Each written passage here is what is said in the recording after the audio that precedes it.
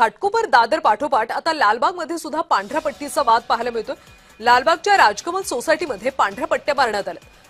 लालबाग परळ इथे देखील राजकमल सोसायटीत जैन गुरूंसाठी पांढऱ्या रंगाच्या पट्ट्या मारण्यात आल्या।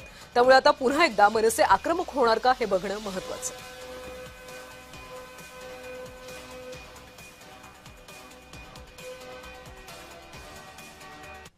घाटकोपरमध्ये एका सोसायटीत जैन साधूंसाठी मारलेल्या पांढऱ्या पट्ट्यांवरनं मोठा वाद निर्माण झालेला पाहायला मिळाला होता।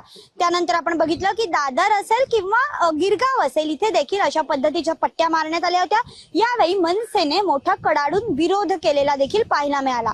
आता आपण बघतोय की मी आहे लालबाग परळ परिसरात आणि राजकमल स्टुडिओ कंपाऊंडच्या परिसरामध्ये मी आहे। आपल्याला समोर एक सोसायटी दिसते। या सोसायटीमध्ये जर आपण बघितलं तर पूर्ण पांढरा पट्टा जो आहे तो रंगवलेला पाहायला मिळतो सोसायटीच्या आतमध्ये। आणि सोसायटीच्या आतमध्ये अशा पद्धतीचा पट्टा रंगवल्यानेच खरं तर जे इन्फ्लुएन्सर होते वेद पाठक यांनी मोठा आवाज उठवलेला होता। त्यांनी तो पट्ट्या ज्या होत्या त्या अशा पद्धतीच्या मारू शकत नाही म्हणून सांगितलेलं होतं।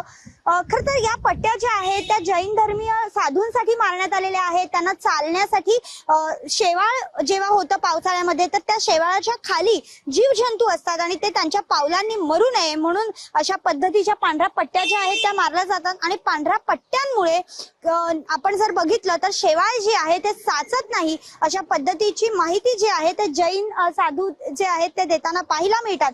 एकंदरीतच जर आपण बघितलं तर आता पुन्हा एकदा लालबाग परळ या मराठी बहुल भागाच्या सोसायटीमध्ये अशा पद्धतीने पुन्हा एकदा पांढऱ्या पट्ट्या मारल्याने वाद उफाळून आलेला पाहायला मिळतोय। आता या सोसायटीच्या निमित्ताने पुन्हा एकदा मनसे आक्रमक होणार का हे बघणं महत्त्वाचं ठरणार आहे। व्हिडिओ जर्नलिस्ट सिद्धेशसह मी भाग्यश्री प्रधान आचार्य, जय महाराष्ट्र, मुंबई।